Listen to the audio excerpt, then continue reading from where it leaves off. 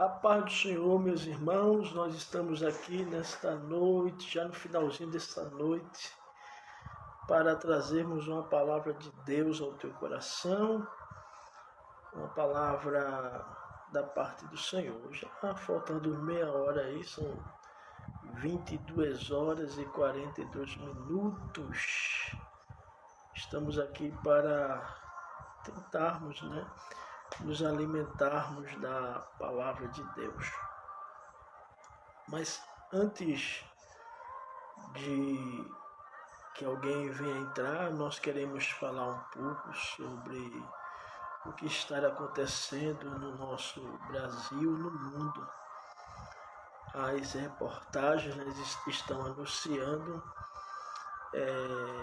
a situação que é realmente que nós estamos vendo, Mas Deus, Ele é um Deus poderoso. E nós percebemos que muitas pessoas estão assustadas, estão com medo.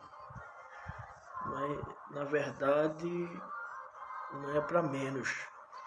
Nunca se viu no mundo uma situação dessa de histeria.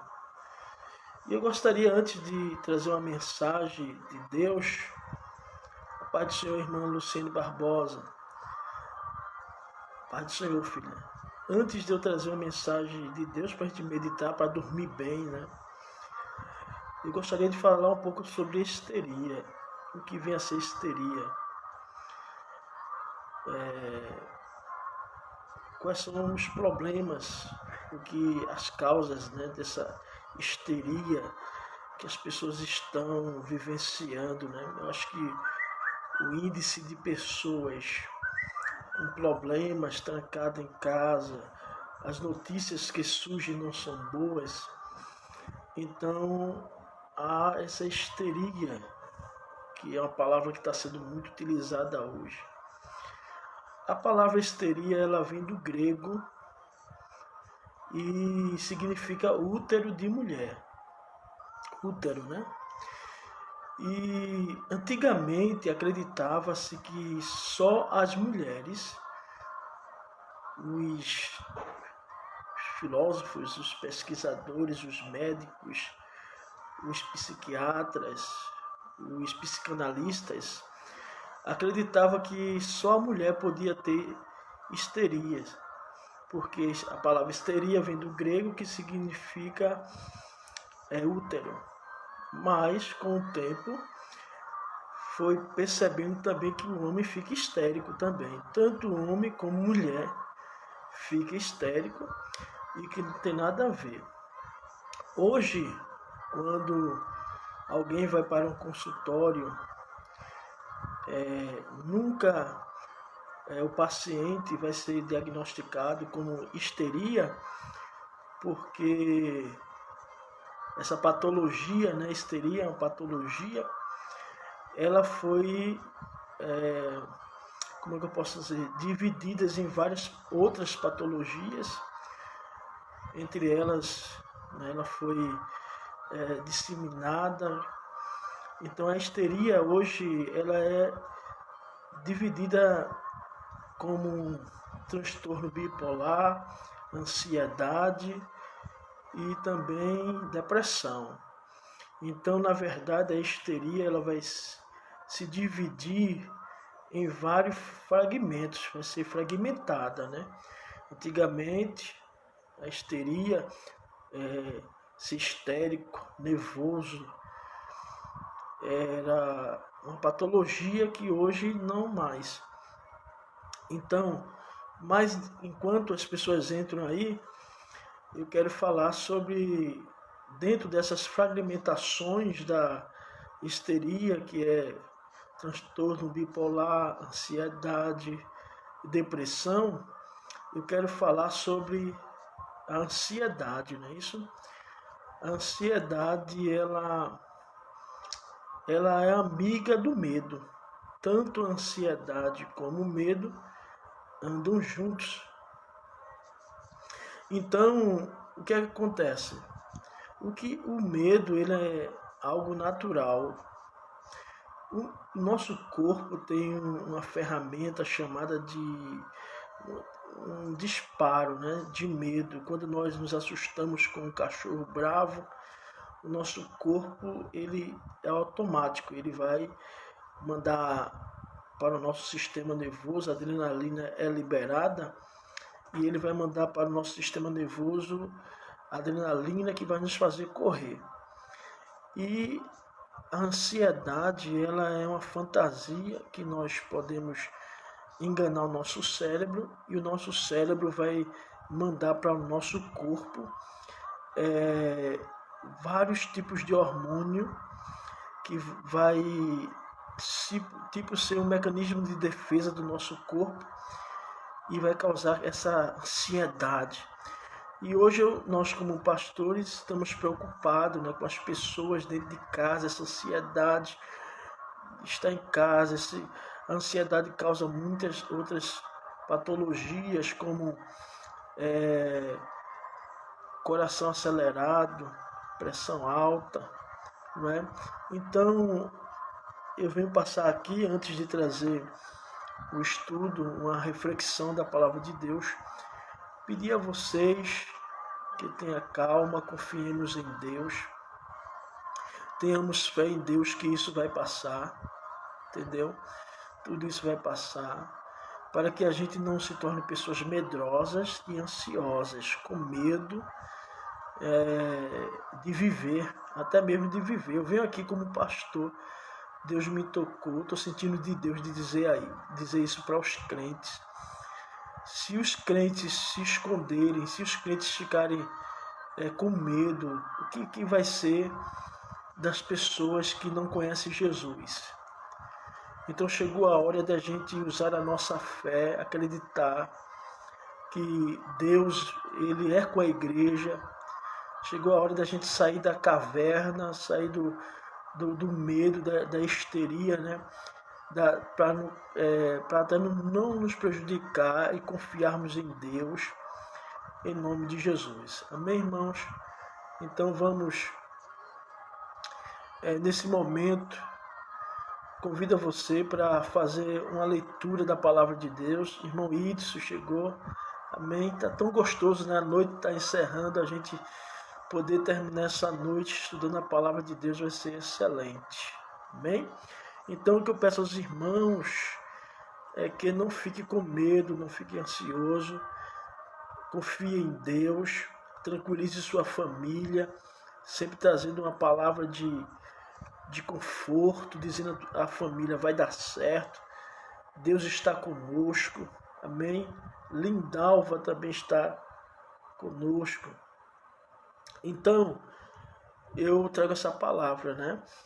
Que a histeria, ela é dividida em 3 fases, que é a ansiedade, o transtorno bipolar e a depressão. E falando da ansiedade, que é um medo, a gente engana o nosso cérebro dispara vários hormônios, entre eles a adrenalina, e nosso corpo começa a ter ataque cardíaco, começa a pressão a aumentar.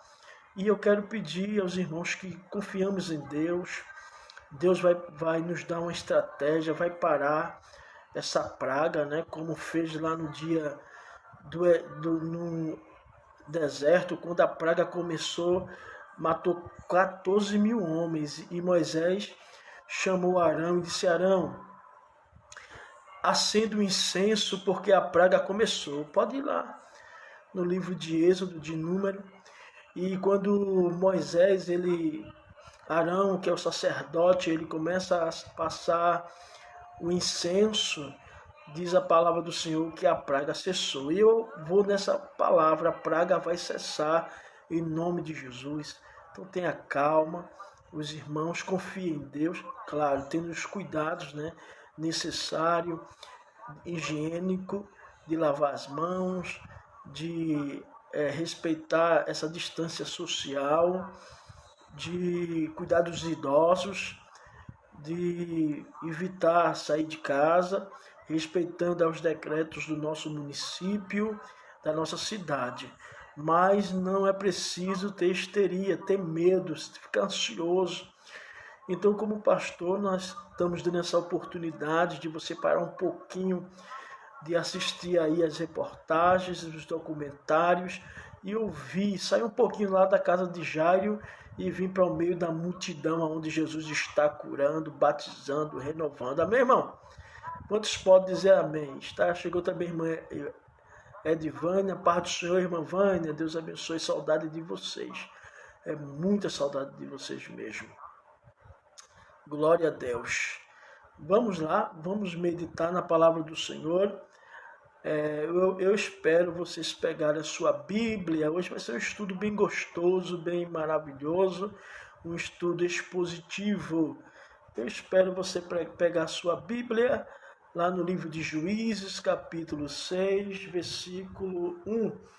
Depois a gente vai ler Juízes 6, versículo 6. Depois a gente vai ler Juízes 7, 16. Depois a gente vai ler Juízes 7 e 20. Amém? Iremos ler 3 versículos. Amém? Juízes 6.1. Juízes, Marcos Robério.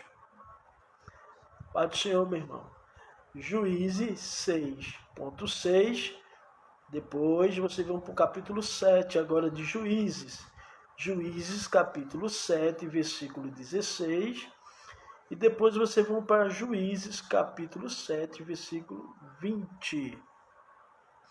Amém? Amanhã, se Deus permitir, nós estaremos orientando aos irmãos como será a nossa ceia sábado. Estaremos fazendo algumas orientações para que os irmãos se conduzam no sábado à ceia, respeitando o que foi determinado, né, para não evitar aglomerações. Vamos para Juízes 6, capítulo 6, versículo 1.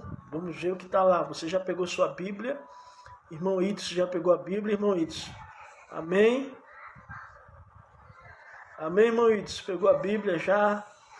Juízes 6.1, vamos pensar vamos tirar nossa mente um pouco da histeria, né, para não ficarmos ansiosos. Vamos meditar um pouco na palavra do Senhor. Juízes 6, Osias, Pai do Senhor, presbítero. Juízes capítulo 6, versículo 1. A palavra de Deus, ela é conforto para a nossa alma. Diz assim: de novo, os israelitas fizeram o que reprovava ao Senhor, e durante 7 anos eles o entregou nas mãos dos midianitas. Amém? Juízes 6.1. Agora vamos para Juízes 6.6. Por causa dos midianitas, Israel empobreceu tanto que os israelitas clamaram por socorro ao Senhor. Amém? Agora vamos para Juízes 7.16. Dividiu os 300 homens em 3 companhias, pois na mão de todos eles trombetas e jarros vazios com tochas dentro dele. Amém? Juízes 7.20. Juízes 7.20. As 3 companhias tocaram as trombetas e despedaçaram os jarros, empunhando as tochas com a mão esquerda e as trombetas com a mão direita, gritaram: a espada pelo Senhor e por Gideão. Amém? Então, o tema da nossa reflexão agora à noite, já no finalzinho de noite, né, a paz do Senhor está reinando em nós. Vamos falar sobre 3 coisas. Vamos falar primeiro sobre buzinas acesas. Segundo, tochas acesas, buzinas que tocam e cântaro quebrado. Amém, irmão? Vou repetir. Vamos estar falando sobre tochas acesas, buzinas que tocam e cântaro quebrado. Vou repetir. Repita aí comigo também. Você pode falar aí, pode inteirar-se aí. Tochas acesas, amém? Buzinas que tocam e cântaro quebrado. São esses 3 assuntos que nós iremos falar nessa instrução, baseados em Juízes, a partir do capítulo 6. Amém. Fogo puro. Glória a Deus. Já começou, viu? Descer fogo aqui. Aleluia. Antônio Fernando de Lucena. Amém. Glória. Está descendo fogo aqui, irmã Luciana. A história de Gideão e os 300, todo mundo conhece. Quem é que não conhece? Temas de hinos, temas de música. Mas nesse texto, no capítulo 6 e o capítulo 7, vai nos trazer uma narrativa, e essa narrativa é extensa. Capítulo 6 e o 7, você vai observar que a história de Gideão e os 300 é uma narrativa muito extensa, a ponto de ocupar 2 capítulos, o capítulo 5, o capítulo 6 e o capítulo 7. Isso nos faz entender da dimensão, da importância dessa história, né? Essa história ela tem uma dimensão intensa, por isso que ela vai ocupar 2 capítulos da Bíblia. Essa narrativa vai falar de como os midianitas, opressores de Israel, foram expulsos. Como é que Israel vai expulsar os seus opressores? De que forma esses midianitas que estão atacando Israel vão ser expulsos? E de como a paz vai voltar a reinar. Então esse capítulo 7 vai narrar a história com detalhes de como o povo midianita, opressores de Israel, são expulsos e como a paz vai voltar a reinar. Segunda coisa, o que nós iremos aprender nesse texto. Na verdade, o problema de Israel não está relacionado apenas com o midianita. O problema de Israel, na verdade, não são os midianitas, presta atenção.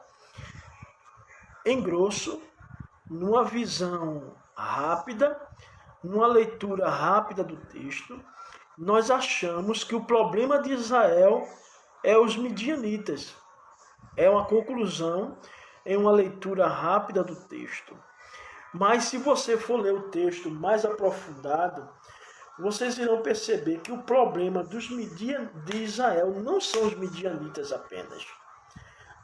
Há uma profundidade mais aí nesse contexto. O problema de Israel não são os medianitas, gente. Eu vou repetir aqui para os irmãos aprenderem.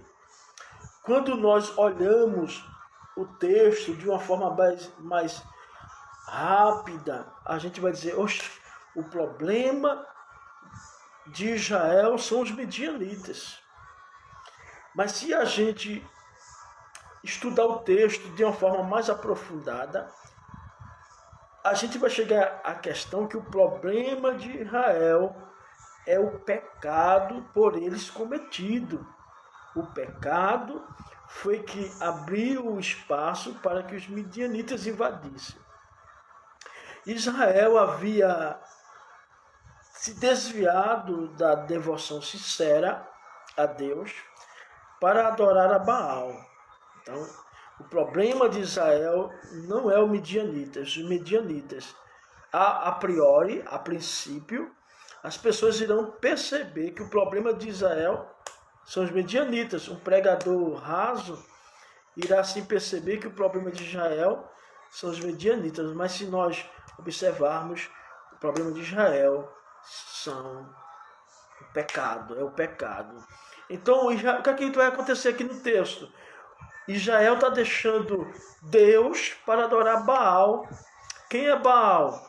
Baal é um deus da mitologia grega, que é considerado como o deus da chuva, o deus da produção agrária e pecuária. E também a Azera. Quem é Azera? Azera é a esposa de Baal. E quem é Azera? Azera é toda a madeira verde.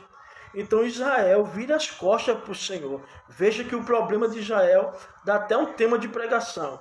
O problema de Israel não são os midianitas. O problema de Israel é que ele vai se desviar do Senhor e passar a adorar a Baal, na mitologia grega, o deus da chuva, e a Azera. Na mitologia grega, Azera é a esposa de Baal, que é toda árvore verde. Então, assim entendendo, então que avivamento, vai acontecer um avivamento aqui. É quase que está acontecendo hoje no Brasil. Vai acontecer um avivamento, um avivamento vai recender, trazer de volta, vai reanimar, ressuscitar aquele que estava morto.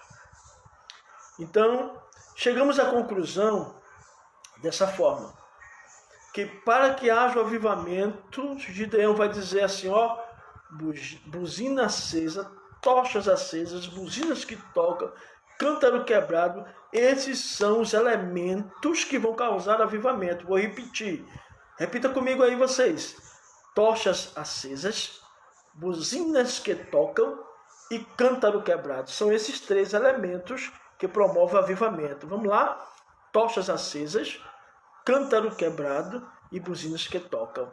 Esses três elementos surgirão aqui no texto para promover o avivamento espiritual. Porque estes são os elementos essenciais para um avivamento. Vocês vão aprender aqui.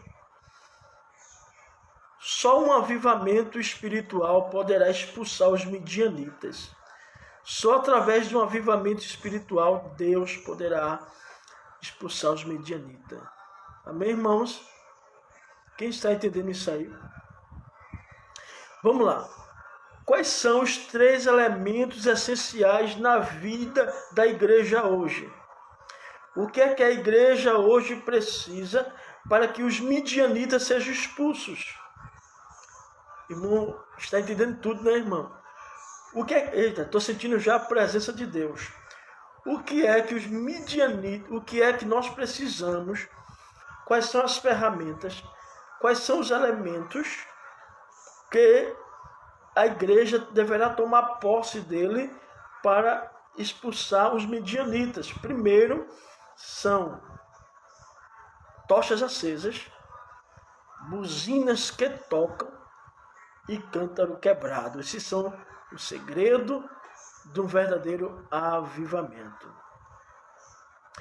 Primeiro vamos ver a questão das tochas acesas. O texto, minha filha, é Juízes, capítulo 6 e o 7.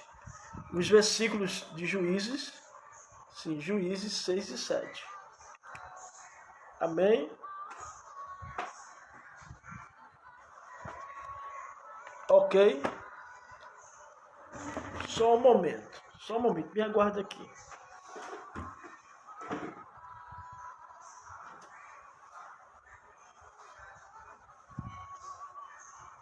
Vamos lá, voltei. Juízes 6 e 7. Juízes capítulo 6, versículo 1. Juízes capítulo 7, versículo 20. Ok? Vamos lá. Os três elementos que compõem o avivamento são tochas acesas, né, buzinas que tocam e cântaro quebrado. Deixa eu ajeitar aqui que a rede está caindo e eu tenho que ajeitar isso aqui. Só um momento.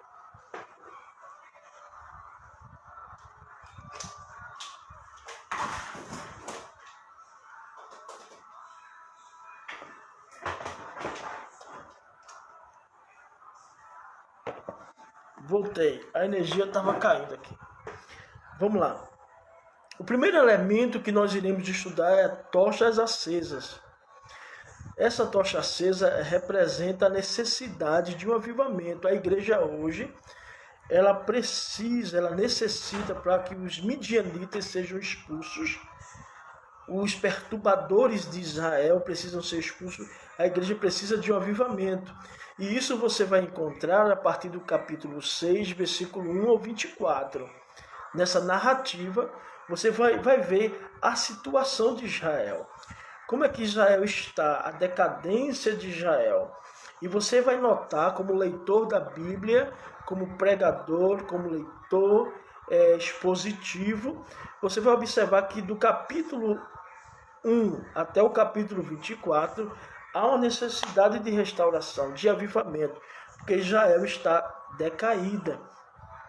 Há um caos espiritual em Israel, e esse caos tem início porque Israel, mais uma vez, fez o que Deus reprova. Mais uma vez, há um histórico. Não é que Israel pecou a primeira vez, é um histórico de pecado. Mais uma vez, ele vem pecando antes, e mais uma vez Israel vai cometer pecado.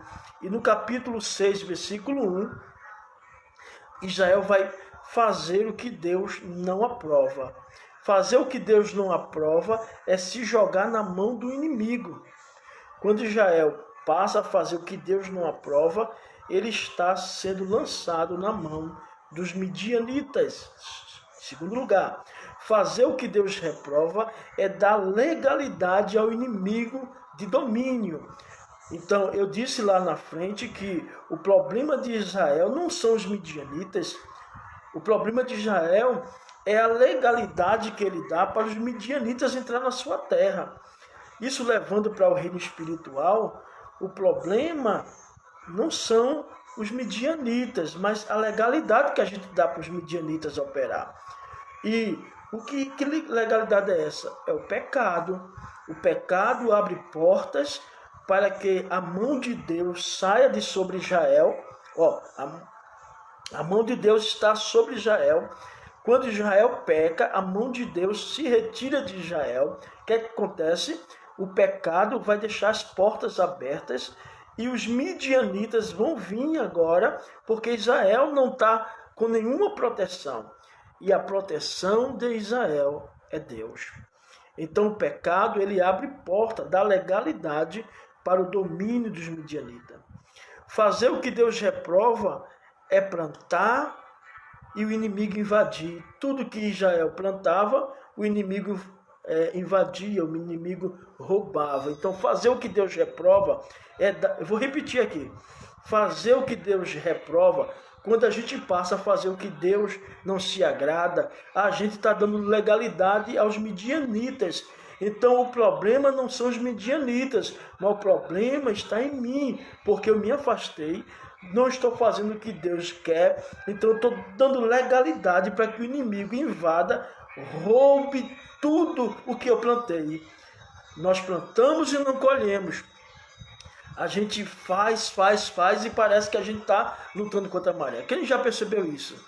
Quem já entendeu isso? Às vezes você diz assim, eu estou fazendo tanta coisa, Senhor, e por que eu não consigo prosperidade? Porque talvez você esteja fazendo o que Deus reprova e o inimigo tem invadido, tem achado legalidade. Em quarto lugar, fazer o que Deus reprova é criar, plantar e não colher, criar para o inimigo. Israel criava os animais, e quando os animais estavam a ponto de matança, e vinha o inimigo e devorava tudo, gente. É sério. Fazer o que Deus reprova é ficar pobre, porque a Bíblia diz assim, e a presença dos midianitas empobrecia a Israel. Então, não vale a pena fazer aquilo que Deus reprova. Não é bom. Fazer o que Deus reprova só traz prejuízo. Já vou repetir. Fazer o que Deus reprova só dá legalidade para o inimigo. Entendeu? Vocês estão me entendendo isso aí? Quando nós fazemos o que Deus reprova, estamos dando legalidade ao inimigo. Em segundo lugar, o caos em Israel era um caos espiritual. E Israel agora, quando se viu sendo assaltado pelos midianitas, roubados pelos midianitas, não podia plantar que os midianitas invadiam. Não podia criar nenhum animal que os inimigos vinham e comiam tudo que ele tinha. Então Israel empobreceu, porque a presença do inimigo, ela nos empobrece. E a presença de Deus nos enriquece, né? Quando, aleluia, glória a Deus. Tiba Michael. Amém, meu irmão. Deus abençoe. Falamos sim. Então a presença do inimigo, ela vai empobrecer você. O caos espiritual está feito. Israel agora está no caos. Israel agora está sem a proteção de Deus. O caos espiritual está plantado. O que é que acontece? Israel vai pedir socorro a Deus. Israel pede socorro. No momento que Israel está no caos espiritual, os medianitas estão invadindo a terra dele. O que é que ele vai fazer? Pedir socorro a Deus. O pedido de socorro leva a Deus lhe enviar um profeta. Israel pede socorro, então Deus diz assim, manda um profeta, um homem igual a eles. E o profeta repreende a Israel. O profeta faz que Israel se lembre do que Deus fez com ele. O profeta mostra o pecado de Israel. Mostra que Israel virou as costas para o Senhor. O profeta vai orientar Israel, porque ele está nessa situação, é porque ele viraram as costas para o Senhor. O problema não é o medianita, o problema é você. O problema não é os midianitas que estão roubando aquilo que você planta. O problema é que você dê legalidade. E quando se dá legalidade ao inimigo, o que é que vai acontecer? Um caos espiritual. Então, quando Israel pede socorro a Deus, Deus envia profeta. Preste atenção, guarde isso, que a gente vai precisar lá na frente um pouquinho. A missão do profeta é lembrar os feitos do Senhor. Juízes 6, 8 ao 10. A missão do profeta é lembrar as ordenanças do Senhor, o estatuto do Senhor, a palavra de Deus. O profeta tem duas missões. Primeiro, lembrar o que Deus fez. Lembrar Israel, colocar na mente de Israel o que é que Deus fez por Israel. Os livramentos que Deus fez por Israel. A segunda missão do profeta enviado por Deus no momento de socorro é lembrar Israel os estatutos. O que a palavra diz. O que é que está escrito. Como é que Deus ensinou. Quem está entendendo isso aí? Está forte. Aleluia. Então o profeta chega, que coisa linda, que coisa bonita, que coisa maravilhosa. O profeta chega, o povo no caos, o povo escondido em cavernas, o povo escondido em fortificações, com medo dos midianitas, não pode plantar, não pode criar, não pode colher. Aí o profeta chega, porque foi isso mesmo, isso deu legalidade aos midianitas, isso mesmo, muito bem pela aprendizagem. Então o profeta chega com dois objetivos: lembrar o que Deus fez e lembrar os estatutos do Senhor. É isso que nós estamos fazendo agora, lembrando o estatuto. A igreja, ela não precisa, escute só, olhe para mim. A igreja hoje, Edvânia, irmão Tiba, a igreja hoje está precisando de ensinadores. Eu não estou falando de amostradores, pessoas que querem se amostrar. Não, gente, não é isso não. Eu estou falando de pessoas que ensinem a igreja. Aleluia. A igreja hoje precisa de profeta que faça a igreja lembrar a igreja do que Deus fez pela igreja. Lembrar a igreja que Jesus morreu na cruz pela igreja. Oh, glória! Lembrar a igreja dos feitos de Cristo. Lembrar a igreja do tempo que a igreja não estava na mídia, mas a igreja estava nos sítios, mas tinha fogo, tinha unção, tinha graça, tinha revelação. no templo, lembrar a igreja do tempo que não tinha pregadores eloquentes, formados, não tinha não. Os pastores eram leigos, mas tinha a revelação de Deus, e ninguém cometia pecado porque era revelado. Lembrar a igreja. O profeta diz, olha, hoje a igreja está na sua nação, conquistou a terra, mas eu quero lembrar vocês que vocês já foram do Egito, que vocês já foram escravos, que vocês trabalharam catando barro, palha para fazer tijolo, e Deus tirou vocês lá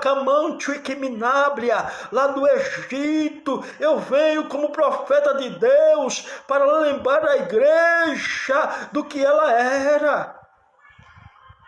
Era isso que o profeta estava dizendo. Era isso que o profeta estava dizendo. Eu estou sentindo Deus aqui. Então o profeta vem primeiro para uma nação que está no caos, para uma nação que está sendo oprimida por estar escondida nas cavernas e fortificações, lembrar o que Deus tinha feito em Israel. Segundo, lembrar a Bíblia. Quem está entendendo isso? Lembrar que existe Bíblia. Lembrar que existem mandamentos, existem estatutos, existem normas, preceitos, ordenanças a serem obedecidas. Deus está mandando repetir, então vamos lá. Então a função do profeta é lembrar aos feitos e lembrar que tem Bíblia ainda para quem comer. E isso aí é interessante a gente ver, não é? O que é que a igreja quer hoje? Fogo, fogo, fogo, fogo. Se não tiver fogo no culto, não teve culto. Mas não é isso, gente. A gente temos que voltar à palavra, ao conhecimento da palavra.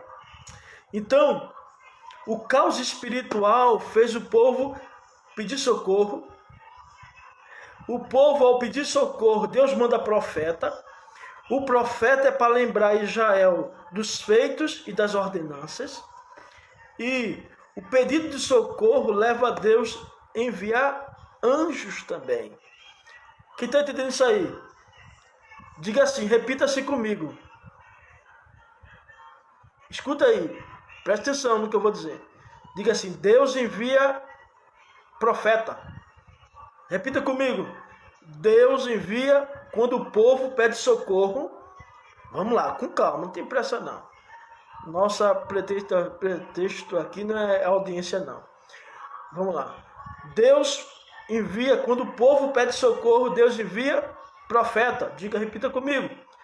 Quando nós pedimos socorro, a igreja pede socorro, diga, Deus envia anjo.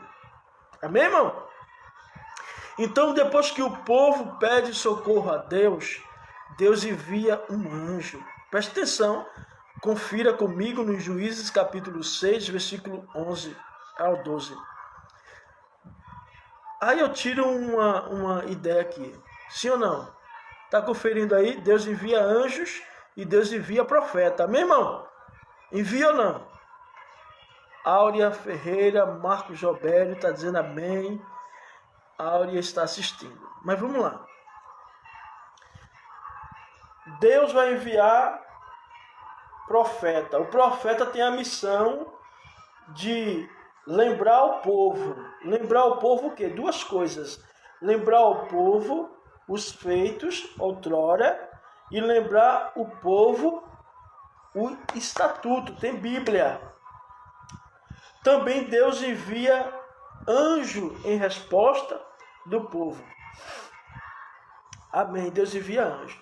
Deus envia o anjo para reconhecer o trabalho de Gideão, ou seja, preste atenção na revelação. Para quem está escondido em caverna, fortificações, com medo dos midianitas, Deus envia o quê? Profeta. Homem igual a eles. E para quem está no lagar, malhando trigo, sozinho, sem desistir da obra, Deus envia anjo. O profeta é para quem está em caverna, para repreender. Oh, aleluia, que revelação tremenda. Profeta é enviado para repreender quem está em caverna. E anjo é enviado para quem está na obra. Quem está entendendo isso aí? Quem está entendendo, diga amém. Profeta, Deus envia dois. Profeta e anjo. O profeta é enviado para quem está na caverna. E anjo é enviado para quem está na obra. Mesmo o povo estando em caverna com medo dos midianitas, Deus envia um anjo. Para quem? Para Gideão. Deus envia um anjo para reconhecer o trabalho de Gideão. O anjo vai chegar e vai dizer assim: varão valoroso, o Senhor é contigo. Eita! Veja que é diferente. Para quem está escondido em caverna, Deus envia o quê? Repita aí comigo. Para quem está escondido em cavernas, em fortificações, Deus envia o quê? Profeta para repreender. Para quem está trabalhando com a mão no arado, Deus envia o quê? Anjo para animar, para dizer: varão, eu estou contigo, não desista, varão. Ei, varoa, ei, mulher de Deus, tu tá só, tá não, Deus vai enviar anjo, eu estou contigo. Eu estou sentindo a presença de Deus aqui muito forte, meu irmão. Oh, glória a Deus. Gideão estava sozinho no largar, o povo estava escondido. Marcos Robério, Idson, Luciene, o povo estava tudo escondido, filhos. Aleluia. E quando o povo estava escondido, Deus enviou o profeta. E para o povo, para Gideão, só tinha ele lá malhando trigo no lugar de pisar uva, ele está malhando trigo. Deus envia um anjo e diz assim: varão valoroso, eu vim aqui para reconhecer o teu trabalho. Eu vim aqui para dizer que tu és valoroso. O Senhor é contigo. Não desista da obra. Continue. Amém? Quem está entendendo isso aí, dá uma glória a Deus. Então, Deus envia um anjo para dizer a Gideão que ele não está só. Deus envia um anjo para dizer a Gideão que ele quer enviá-lo. Eu estou aqui, varão, para enviar você para uma obra. Deus envia o anjo para dizer a Gideão que ele ainda usa o menor da casa. Porque Gideão vai dizer assim: eu sou o menor da casa do meu pai e a minha família é a menor entre as tribos. Aí Deus diz assim: eu vim aqui para te dizer que ainda eu escolho o menor. O menor. Quem está entendendo isso aí? Deus escolhe o menor. O anjo tem a missão de animar Gideão, de dizer que, olha, Gideão, eu vim aqui como mensageiro de Deus para te animar, valorizar o teu trabalho. Tu não estás só. Tu pensa que tu estás só nessa obra? Ah, eu estou sozinho. Tá não, pronto. Já disse e acabou. Não está só. Deus está contigo. Eu vim aqui para te dizer que tu não estás só, que tu é valioso, varão valoroso. Deus te dá valor no céu. Tu não estás só. E eu vou dizer mais uma coisa: eu vou te enviar. Glória. Quem está entendendo isso aí? Eu vou te enviar, porque eu ainda trabalho com o menor da casa. Quem está entendendo isso aí? Deus envia o anjo para dizer a Gideão que poderia contar com o favor de Deus. Deus está com ele. Para quem está em caverna, Deus envia profeta. Para quem está malhando trigo, Deus envia anjo para animar. Em primeiro lugar, aqui eu percebo que os israelitas que estavam escondidos nas montanhas, nas cavernas, nas fortificações, Deus vai fazer o quê? Enviar um profeta. O profeta vai lhe entregar uma mensagem de repreensão. Mas para Gideão, que está trabalhando na obra, não desistiu da obra, Deus vai enviar um anjo para o animá-lo.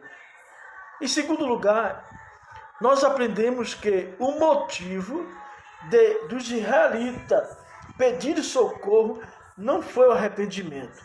Israel não vai pedir socorro a Deus porque está se arrependendo pelos seus pecados. Mas Israel está pedindo socorro a Deus pela opressão. Está lembrado, não? Daquelas pessoas que nunca vai para o círculo de oração, mas quando Deus aperta, ela chega no círculo de oração. Quem está lembrado aí? Pararam de dar glória. Quem está lembrado daquela pessoa? Ela não está arrependida. Ela está apenas sofrendo a opressão. E a opressão está levando ela a buscar a Deus, buscar socorro em Deus. Na verdade, o momento de buscarmos a Deus não é quando a gente está sendo oprimido, não. Eita, ninguém entendeu isso aí. O momento de se buscar a Deus não é quando Deus está permitindo a opressão, não. O momento de se buscar a Deus é quando tudo está bem. Esse é o momento de se buscar a Deus. Está tudo folgado, eu não vou para a igreja, não vou para o ciclo de oração, eu só vou para a igreja aos domingos, muito mal, tudo legal, tem comida na geladeira, o filho está bem, a esposa está bem. Para que buscar a Deus? Aí quando Deus aperta o nó, a primeira coisa que corre é pedir oração e ir para o ciclo de oração. Será que este é o momento de buscar a Deus? Era assim que os israelitas estavam fazendo. Os israelitas só buscaram socorro em Deus depois que os midianitas começaram a apertar, mexer na barriga. Quer mexer com alguém? Mexa na barriga dele. Ele olha para a geladeira e não tem nada, plantou, não colheu, criou, não pôde usufruir. Então o que eu percebi aqui, que Israel ele vai buscar a Deus, não porque está arrependido. Por isso que Deus manda profeta para ele. Por isso que Deus manda pregador para repreender.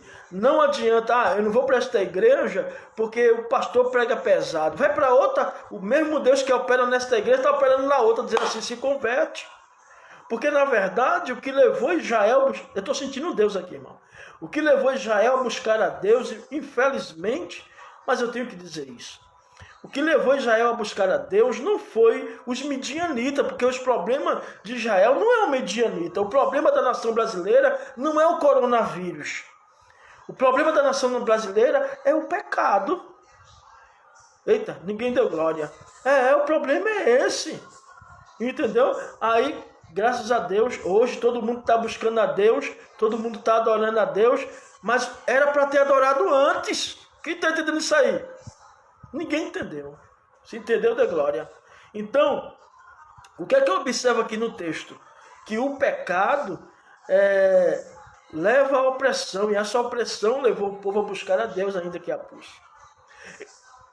Então, com isso, eu aprendo que antes de pedirmos socorro a Deus, devemos pedir perdão. Antes da gente dizer assim, Senhor, socorre a minha nação. Antes da gente dizer assim, Senhor, pare a praga. Antes da gente pedir que Deus resolva o problema do Brasil, seja econômico, seja financeiro, seja problema de saúde, a gente temos que... Eu, não digo você, mas digo eu tenho que pedir a Deus perdão e não buscar a Deus, não buscar a Deus porque agora está apertando a coisa. Era para eu ter buscado Deus antes, mas eu não fiz. O que é que vai acontecer? Então eu tenho que pedir perdão a Deus agora. Eu tenho que, lá Bassuri canta, eu tenho que dizer assim, Senhor, esse espírito em mim de resistência, que está resistindo a Ti para te pedir perdão. Senhor, envia o Teu Espírito Santo e retira de mim esse não desejo de me arrepender. Que eu quero me arrepender sincero agora. Eu quero me arrepender de alma, de coração. Isaac chegou. Eu quero me arrepender mesmo. E quando, já vai uma palavra profética, viu? Quando o pastor Nivanildo Bezerra da Silva, quando eu pedi perdão a Deus pelos meus pecados, pelo aquilo que eu tenho feito, que a gente às vezes vai para o culto, a gente às vezes não reverencia a Deus no culto, o que é que a gente tem que fazer? Pedir perdão, antes de pedir socorro, antes de fazer como Israel, pedir socorro a Deus, porque Deus para quem está trabalhando, para quem está malhando o trigo num lagar sozinho, no ciclo de oração, para quem está malhando o trigo sozinho, Deus vai mandar um anjo para dizer: eu estou contigo, varão valoroso. Mas para quem está nas cavernas, escondido, Deus vai mandar profeta para repreender. Não tem para onde correr, Deus vai mandar profeta para repreender. E sabe o que eu tenho que fazer? Antes de pedir socorro, que Deus me ajude, eu tenho que dizer assim: Deus me perdoe. É isso que eu tenho que fazer. O caos está aí. O caos espiritual vai fazer com que Deus envie um anjo, um profeta, um anjo. O caos espiritual em Israel conduz Gideão à sua primeira missão. Gideão vai começar a sua primeira missão. A missão de Gideão consistia em resgatar um novilho que estava sendo cevado na casa do seu pai. Na casa do pai de Gideão tinha um boi, uma vaca, não sei, que estava sendo encevado, alimentado para ser oferecido a Zera, que na mitologia é a esposa de Baal, toda a mata verde, toda a árvore verde. E a missão de Gideão não é fácil, é de fazer com que aquele boi que seria oferecido a Zera fosse oferecido a Deus. O que é que eu aprendo aqui? Que aquilo que estava sendo oferecido, o tempo nosso, que estava sendo oferecido a outras coisas a não ser o Senhor. Hoje chegou o momento de a gente ir na nossa casa, voltar aos cultos no lar. Aleluia, eu estou sentindo a presença de Deus. Chegou o momento da igreja no Brasil se arrepender, gente. Chegou o momento do pastor Nivanildo se arrepender. Então vamos lá. A missão de Gideão era fazer com que aquele boi que estava sendo engordado fosse oferecido a Deus e não a Baal. Deveria ser oferecido ao Senhor. A missão de Gideão consistia em destruir o altar de Baal que estava na sua casa, na casa do seu pai. Eu me imagino o seguinte, Deus dizendo: Gideão, tua missão vai ser destruir o altar de Baal. E Gideão talvez pensou, não está na Bíblia, é pensamento meu. Gideão talvez pensou: o que? Deus tem altar de Baal? Tem, Gideão. Fizeram um altar de Baal, Gideão. E engordaram mais um boi lá para oferecer. Um altar, Gideão. Gideão talvez pegou uma madeira. Isso é pensamento meu, pensamento de pregador. Não está na Bíblia isso não. Gideão pegou até uma madeira, uma marreta, e disse assim: vou quebrar agora. Aonde é que está? Aí Deus olhou para ele, olhou nos olhos dele. Porque a gente nunca vê a nossa casa, né, gente? A gente só vê a casa dos outros.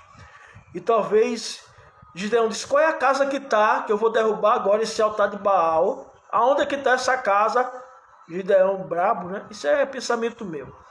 Aí Deus disse assim: ô Gideão, tu vai quebrar mesmo? Vou, oxe, Deus, eu vou quebrar. Aí Deus disse para Gideão: o altar de Baal está na tua casa. É na casa do teu pai, Gideão. A obra vai começar na casa do teu pai. Quem está entendendo isso aí? Quem está entendendo a obra? O altar de Baal não está na casa do teu vizinho, não, Gideão. O altar de Baal não está na casa de alguém distante, não. Está na casa do teu pai. E a obra vai começar lá, Gideão. Quem pode glorificar? Às vezes a gente só olha para a casa dos outros, né? O erro da casa dos outros. Nós temos o costume de só ver defeito, só ver o altar de Baal na casa dos outros. Mas nesta noite eu venho, através do Espírito Santo de Deus, dizer que o altar que tem que ser quebrado, reúna sua família, Deus está mandando, viu? Reúna sua família, esposa, filhos, e diga assim: temos uma obra aqui a fazer. E a obra que temos que fazer não é na casa do pastor Nivanildo, não é na casa do vizinho da direita, e nem é na casa do vizinho da esquerda. O altar que tem que ser quebrado é aqui, e faça a obra de Deus. Gideão então quebrou o altar que estava na casa do seu pai. Ele foi de noite, foi com medo, mas foi. Diga para o seu irmão que está assistindo aí, ele foi com medo, mas foi. Ele foi de noite. Porque, gente, pregar para as pessoas, chegar numa igreja, pregar para uma multidão de pessoas estranhas, é fácil. O caba dá lapada de todo jeito. O caba bate de todo jeito. É como o irmão Policarpo disse, deve estar dormindo nessa hora. É como o irmão Policarpo disse, é cajado de 7 quinas. Mas quando é para dar lapada na nossa família, quando é para corrigir a nós mesmos e a nossa família, é mais difícil, gente. É mais complicado. Por isso Gideão foi à noite. Porque para corrigir os outros, oxe, eu vou com 2 pés. Mas às vezes para corrigir a nossa casa, vá de noite, mas vá. Amém, irmão? A minha irmã Luciene Aurinéia Pereira está assistindo. Então quebrar o altar não é do vizinho, é da tua casa, Gideão. É da casa do teu pai, Gideão. Então Gideão executa a sua missão. O interessante, gente, é que Gideão, ele não faz só.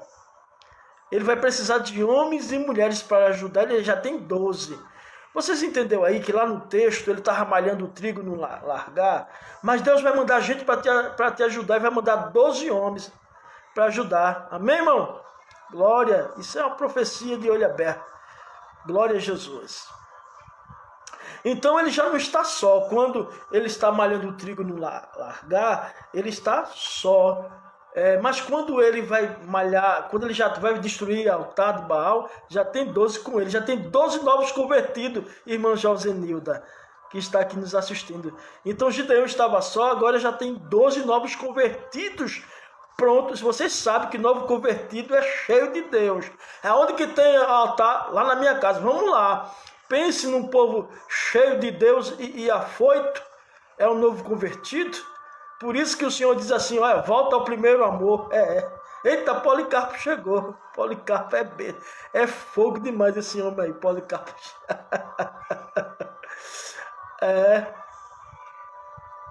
Então, ele chama 12 novos convertidos. Eita, Divânia, fogo. Ele chama 12 novos, olha, novo convertido do jeito que é afoito.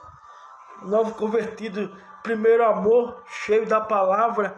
Diz, aonde é esse altar? Eita, grande, fogo na terra. Aí ele vai dizer, é na casa do meu pai, mas eu vou de noite, não tem problema não, a gente vai junto. Novo convertido é uma bênção.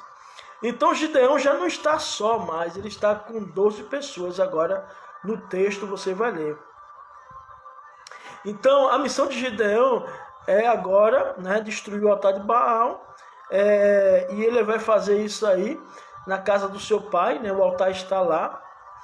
Consiste agora em construir o altar de Deus na casa do pai. Ele vai destruir o altar de Baal. O interessante, gente, que não é só destruir o altar de Baal, é construir um altar para Deus.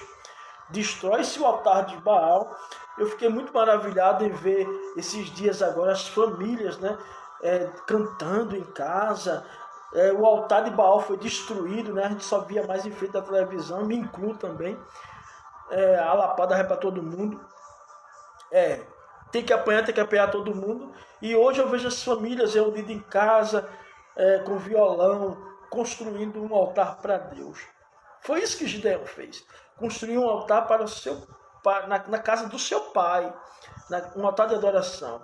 Então Gideão executa essa missão. Ele vai receber ajuda. Ele faz de noite, com medo, mas faz a missão, não importa, o importante é que ele fez. A missão de Gideão provoca a revolta. Então vai vir a retaliação, vai vir. Quando você começa a fazer a obra do Senhor, os demônios, os midianitas já estão acostumados a invadir. Lucas Oliveira, Pai do Senhor. Os demônios já começam a estar acostumados ali a invadir, então vai haver retaliação. Quando ele destrói o altar da casa do seu pai, vai haver uma revolta do povo. Então o que é que o povo vai fazer? Os adoradores de Baal. vai fazer uma investigação severa. Vamos investigar quem foi o sujeito ou os sujeitos que destruíram o altar de Baal. Vamos fazer uma investigação completa.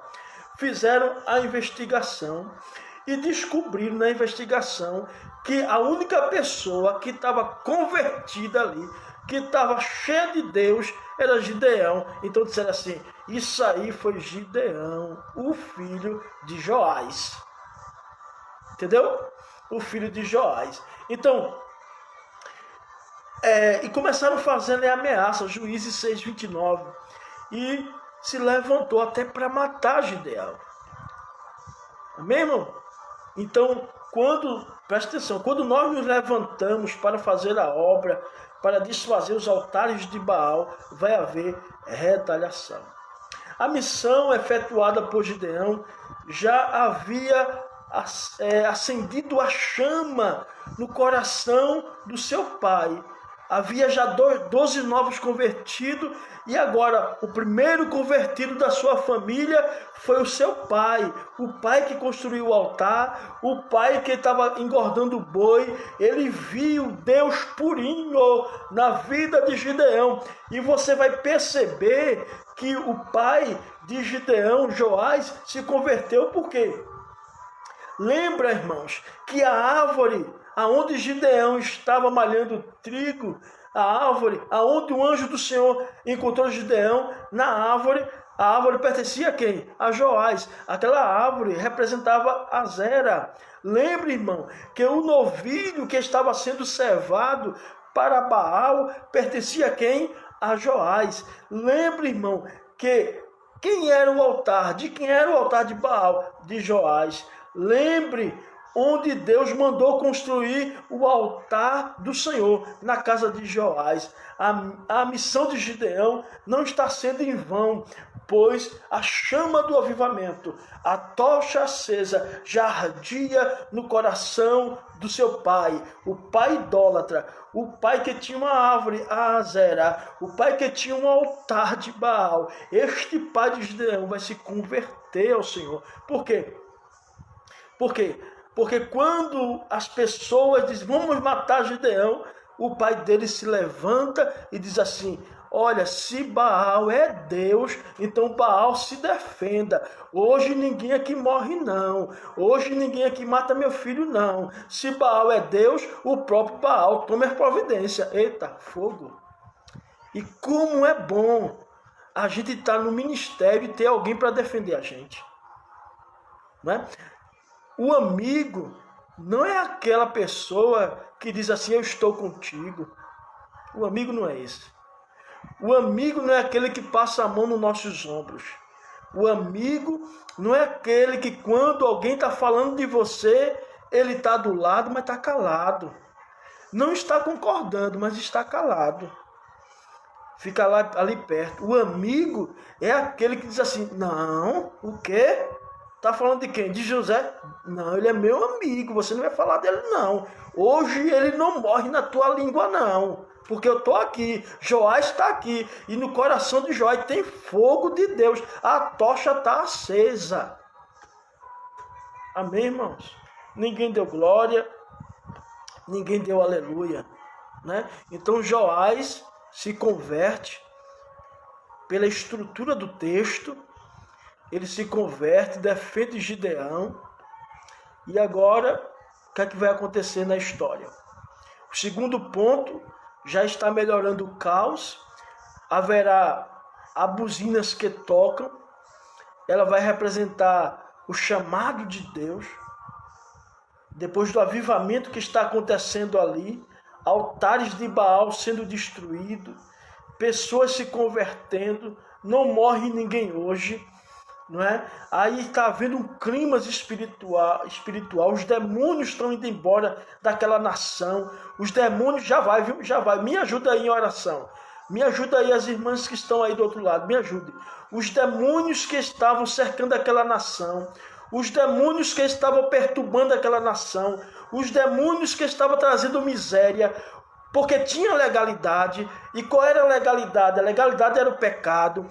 Oh, aleluia. Qual era a legalidade? A legalidade eram os altares construídos na casa de Joás, a adoração. Então, no momento em que esses altares estão sendo destruídos os altares de Baal. Já vai, viu? Já vai. No momento que estão sendo destruídos os altares de Baal, no momento que estão voltando-se a cultuar a Deus. Amém, irmão? Quem está entendendo essa revelação? No momento que os altares de Deus vão começar a ser construídos, na minha casa tem um altar, na casa de Edivânia tem outro altar de adoração, na casa de Valde tem outro altar, na casa do presbítero Osias tem outro altar, na casa da irmã Josenilda tem outro altar, na casa da irmã Maria tem outro altar. Os altares de Baal vão perdendo espaço, os demônios perturbadores vão se saindo, vão indo embora, e começa agora Deus convocar o povo, chamando o povo para o toque da buzina, chamando para o avivamento espiritual. O som do chamado. Então Gideão é tomado pelo Espírito Santo. E Gideão vai tocar as buzinas. Tomado pelo Espírito Santo, Gideão faz a convocação. Tomado pelo Espírito Santo, Gideão vai enviar mensageiros. A prova, proporcionada pelo chamado, ele vai fazer uma prova. Como os irmãos já sabem, na verdade são 3 provas. Ele vai perguntar se realmente Deus o chamou. A prova primeira da lã. Segunda, ele vai ver se no avivamento seco fica molhado e molhado fica seco. Não é isso mesmo? A prova da lã, o lugar seco fica molhado e o lugar molhado fica seco. No avivamento espiritual, o molhado fica seco e o seco fica molhado. Segundo, a prova para os tímidos e medrosos. Gideão vai fazer uma prova, Deus vai mandar levar os soldados, 32 mil, depois que toca a trombeta todo mundo vem, na folia, vem aquela monte de gente, está tendo avivamento ali. Mas Deus diz que é muitas pessoas, para a obra que ele tem que fazer, não precisa de tantas pessoas. Então ele faz a prova que os tímidos e os medrosos voltam, e no real avivamento, não há lugar para covarde, no real avivamento não há lugar para os medrosos. Quem está disposto a enfrentar o avivamento do Senhor, quem está disposto, diga amém. Então, no real avivamento não há lugar para covardes nem medrosos. Os que estiverem com medo só vai atrapalhar. Os que estiverem temerosos só vai atrapalhar. Deus está convocando nesta noite corajosos. Amém, irmão? Ninguém deu glória mais. Então, as provisões e as buzinas dos que voltaram, porque vieram com buzina, mas quem tiver pode deixar as buzinas, vão ficar tudo para quem vai permanecer nessa batalha. Covardes e medrosos, voltem. Isso vai acontecer. E depois vai ter a prova para os insensatos e os vigilantes. Então Deus vai fazer a terceira prova. A primeira prova, lã seca, lã molhada. Quem entendeu isso aí? Lã seca e lã molhada. Primeira prova. Segunda prova.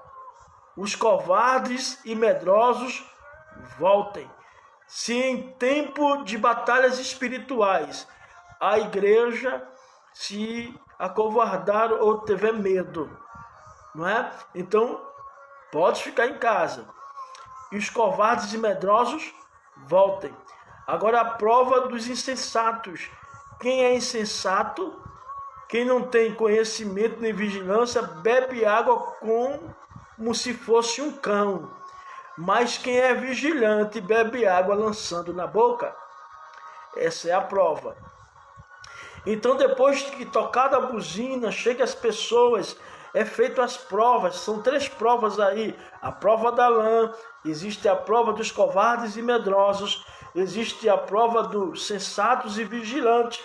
Há uma seleção de pessoas, porque nem todo mundo que são chamados são escolhidos. Não adianta vir uma multidão, mas está com medo. Não adianta, Deus faz seleção. De 32 mil, só fica 300 pessoas. Amém, irmão?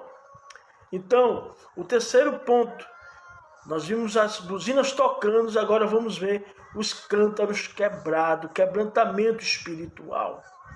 As condições reais para que venha o avivamento não está em números. Eu costumo dizer, uma só pessoa, uma. Eu não estou pedindo 10 mil brasileiros, não. 10 milhões de brasileiros, não. Estou pedindo um brasileiro. Deus não está condicionado a números. Senão, Deus iria ter mandado o povo para guerra com 32 mil. Deus não está condicionado a números. Senão, não estaria escrito na sua palavra, onde tiver 2. Quantos irmãos? Quantos? Eu vou repetir que Deus está mandando. Já vai, viu? Sabe o que Deus está dizendo, falando conosco hoje? Através da sua palavra, claro e evidente. Deus não está condicionado a números. Eu vou repetir. Tem pessoas que acham que aquela igreja é uma bênção, tem muita gente. Deus não está condicionado a números.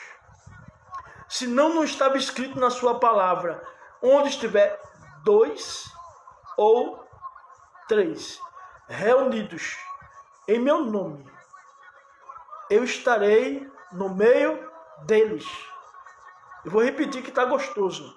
Aonde tiver 2 ou 3 reunidos em meu nome, eu estarei no meio deles. Deus não está condicionado a número de pessoas. Se tiver já vai ou não vai? Um justo. Abraão começou com 30 na sua intercessão.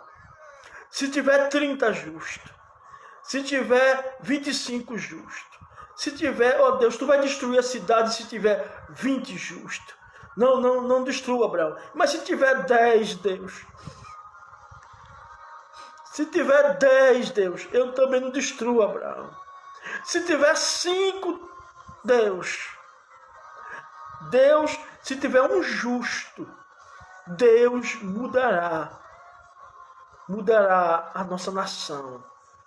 O decreto que foi determinado. A buzina está sendo tocada agora. Está sendo ou não, Isaac?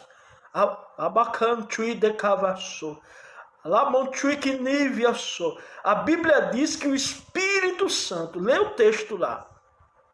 A Bíblia diz que o Espírito Santo, porque isso é obra do Espírito Santo. Eu não posso chegar aqui, irmão, vamos fazer. Não, gente, não é assim que funciona.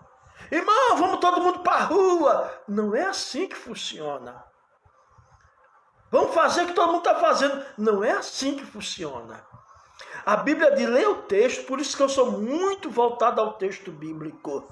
A Bíblia vai dizer assim, e o Espírito Santo, que poucas vezes na Bíblia se fala o nome Espírito Santo, é contado. E o Espírito Santo tomou Gideão, e Gideão tocou a buzina, obra do Espírito Santo, chamando para a batalha espiritual. E depois da buzina tocada, virá aquele monte de gente da folia.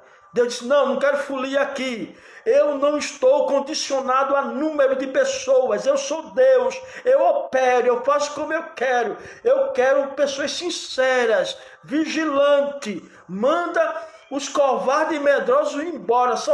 E quem não está vigiando também vai embora. Glória a Deus. Labracandaraia. Um justo. Sabe que, olha irmão, os irmãos me conhecem e sabem da minha índole. Deus a trombeta está tocando, chamado de Deus. Está clamando dentro da nação. Quem está ouvindo o zumbido da trombeta tocando, Deus chamando um homem?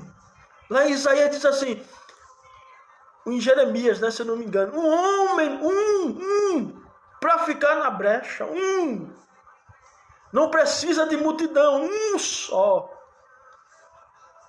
É o chamado de Deus. Então, um só homem. Nós nos apegamos a coisas pequenas demais. A nossa visão é muito pequena. Tem uma coisa maior que Deus quer fazer. Eu já vou, viu? Deus quer me usar para essa nação. Eu vou repetir.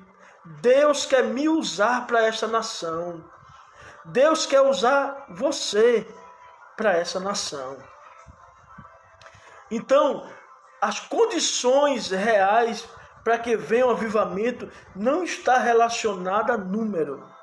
Segundo, para que o avivamento aconteça, basta um pão torrado, um cabo meio doido, torrado, rolando no acampamento do inimigo. Pronto. Entendeu? Os midianitas vai ter um sonho e um deles vai dizer assim: rapaz, eu sonhei um pão torrado, queimado, eita, fogo, cercando o nosso arraial. Aí o outro, Deus usa o outro. Deus diz assim: e não é Gideão não esse pão torrado? Eita, esse é Gideão, filho de Joás, que Joás se converteu lá, olha. Já não tem mais altar de Baal na casa de Joás, já não tem mais bezerro. O bezerro que está engordando lá é para o Senhor. O altar que está, a música que canta lá na casa de Joás não é mais música de idolatria. Os cânticos que estão sendo tocados na casa de Joás não é cântico mais para Baal, não é balada, não é música, não é bebida, não é farra. Tá ouvindo não? Som de louvor a Deus na casa de Joás, irmão. Esse pão torrado, canafra suricanta, que está vindo aí é Gideão, tá pegando fogo, saiu da brasa. Amém, irmão? Glória a Deus. Então, para que haja o avivamento, só é preciso um pão torrado. Diga para o irmão que está ao teu lado aí, para sua esposa, para o seu esposo, para o seu filho, só basta um pão torrado. Dá até um tema de pregação, né? Ao título, só basta um pão torrado. Vai ser fogo puro a mensagem. Para que o avivamento aconteça, só basta um pão torrado no campo do inimigo. Para que o avivamento aconteça, a tocha deve estar dentro do vaso. Você entendeu? A tocha deve estar dentro do vaso. E Gideão diz assim: pegue tochas acesas e ponha dentro do vaso. Quem é o vaso? Tu, homem. Você crê? Débora. Eu acho que é Débora. Eu creio nisto. Rafaela Soares. Ah, sim, Rafael. Bênção, recebe um som aí, Rafaela. Recebe um som em nome de Jesus. Isaac Pedro. É só a harpa agora. Eita. Então, gente, aleluia. Quem é o vaso? Você. A tocha acesa é o Espírito Santo. Para que haja o avivamento, é vaso e tocha. Juízes 7,16, você vai encontrar isso. Então, Gideão, o avivamento vai acontecer, a tocha deve estar dentro do vaso. Diga para o irmão que está ao teu lado aí, mexe assim com ele. Como diz o evangelista Mário Soares, é uma pedagogia. Toca aí no irmão, diz assim, a tocha, diga assim para o irmão, a tocha deve estar dentro do vaso. Eita, eu vou repetir. Irmã Divânia, diga assim para quem está aí perto de tu, irmão Adelso Gregório. Irmão Adelso é fogo puro. Diga aí para o irmão, diga aí. Ou senão você escreve aí e bota assim, a tocha deve estar dentro do vaso. Ninguém entendeu. Então, o tema da mensagem é tocha acesa, buzinas tocando e cântaro quebrado. Eita, aleluia. Eita, já tem vaso aí com tocha acesa dentro. Já tem. Então vamos lá. Juízes 7,16 diz assim: dividiu os 300 homens em 3 companhias, pôs nas mãos de todos eles trombetas e jarros vazios com tocha dentro. Leia o texto. Juízes 7,16. Dividi os 300 homens em 3 companhias, pôs nas mãos de todos eles trombetas, e jarros vazios, com tochas dentro. A tocha tem que estar dentro do vaso. Para que o avivamento aconteça, a nota tocada deve ser a mesma, a nota do líder. Gideão, quem era o líder? Gideão. Se Gideão tocasse em dó, os liderados têm que tocar todo mundo em dó. Quem está entendendo isso aí? Se Gideão tocasse em ré, a tocha deve estar dentro do vaso. É fogo, meu irmão. Pega essa aí, vai dando glória aí. Vou repetir, viu? A tocha deve estar dentro do vaso. Então, se Gideão tocasse em uma nota, o primeiro esquadrão de 100, que ele dividiu 100, 100 e 100. O primeiro esquadrão tinha que tocar a mesma nota, o segundo esquadrão tinha que tocar a mesma nota e o terceiro esquadrão tinha que tocar a mesma nota. Sabe o que estava acontecendo na igreja, que eu acredito que vai mudar? É que quando um líder de uma coisa, aí o jovem de outra, aí a união feminina de outra, aí os senhores de outra, aí o ministério de outra. Há uma discordância geral. Como é que a igreja vai vencer desse jeito? A nota tem que vir do líder. Eita, ninguém deu glória. Teve gente que até saiu. Alabassuri canta.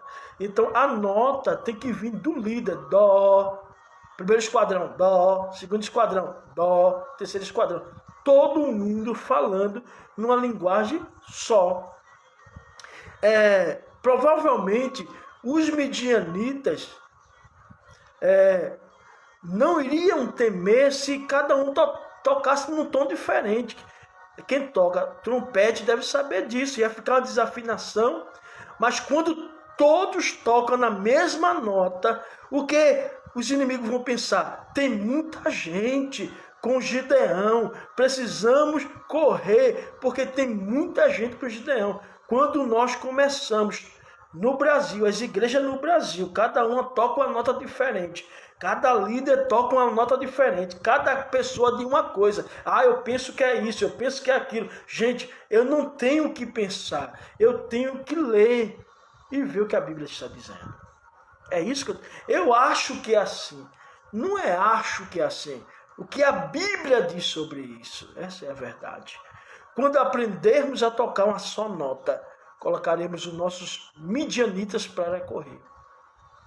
Amém, irmão?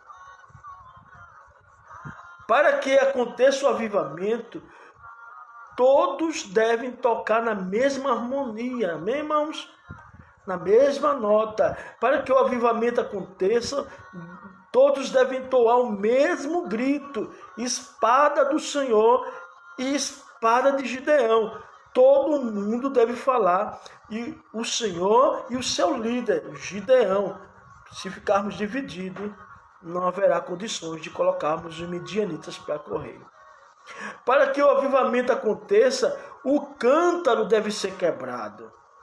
Quando ele quebra o cântaro, eles estão dizendo: não é por mim, é por nós. Quando nós quebramos o nosso cântaro, nós estamos dizendo: é por mim não, é pela obra do Senhor. Quando nós quebramos o cântaro, estamos dizendo: não é por mim, é pelo Senhor. Quando nós estamos quebrando o cântaro, nós estamos dizendo: não é por mim, é pelo meu líder, é por Gideão. E quando nós lutamos pela obra do Senhor, quando nós lutamos pelo Senhor, e quando nós lutamos a favor do nosso líder, que Deus determinou, Deus irá expulsar os midianitas.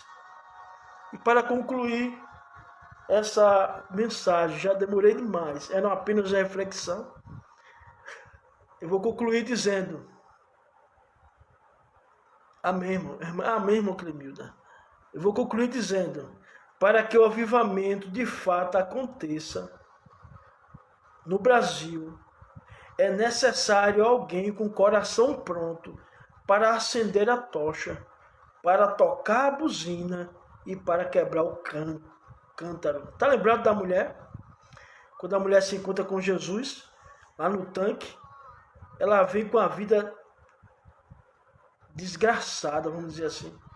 Mas quando ela encontra com Jesus, ela joga o cântaro fora, tem que quebrar o cântaro. Está lembrado daquela mulher que quebrou o cântaro nos pés de Jesus? Quebrantamento. Precisamos de um avivamento, tochas acesas. Precisamos convocar as pessoas para esta guerra espiritual, que é o tocar da buzina. E precisamos quebrar o cântaro, que é o nosso quebrantamento espiritual. Buzinas tocando, cântaros quebrados e tochas acesas. Expulsaremos os midianitas. Que Deus abençoe os irmãos. Numa tarde, uma hora dessa, né? Já são 00h, 7 minutos. Tem alguns irmãos que ficaram conosco. Joseli Silva, Joseli, Edivânia, Joseli, não sei se Joseli era de Tamandaré. Adelso é forte, né, Adelso? Deus abençoe, irmão Adelso. Joseli, eu não sei se Joseli era de Tamandaré, não estou lembrado de Joseli. Irmão Adelso, eu acho que irmão Idson já foi dormir. Estava aí a irmã Cremilda, estava aí o irmão Isaac, estava aí, quem mais? Não sei se o presbítero Osias estava ainda. Presbítero Osias, irmã Rafaela, né? A realidade é que as várias igrejas precisam trocar de pastoreio para que o evangelho seja verdadeiro no mundo. Eita, sangue, até vai me trocar, irmã. Agora foi pesado aí, viu? Tem que me trocar, irmã, sangue de Jesus. Tem irmão Tiba, quando o senhor quiser falar comigo, pode ligar para mim, irmão Tiba. Pode ser até agora, não tem problema não, viu? Estou à disposição. Irmão Tiba, paz do Senhor, Deus abençoe. Eu acho que o irmão Idson não aguentou e foi dormir. Ah, Joseli, esposa de Idson. É porque eu conheço Joseli lá de Tamandaré. Joseli, cadê Idson, Joseli? Idson deve estar dormindo já, né? Idson não aguenta sono, só a graça.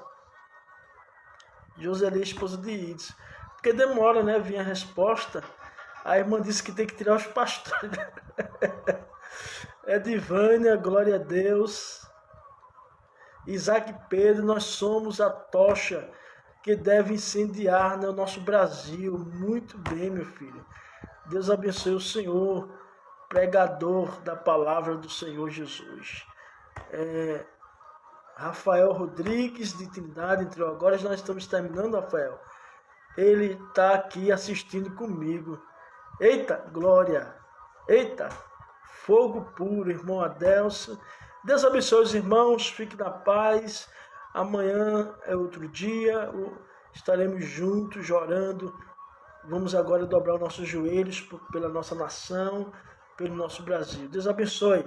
Tocha acesa, buzinas tocando e cântaro quebrado. Amém? Deus abençoe os irmãos e a paz do Senhor.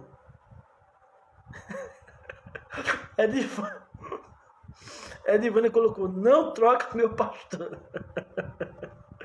Deus abençoe em nome de Jesus. Fique na paz.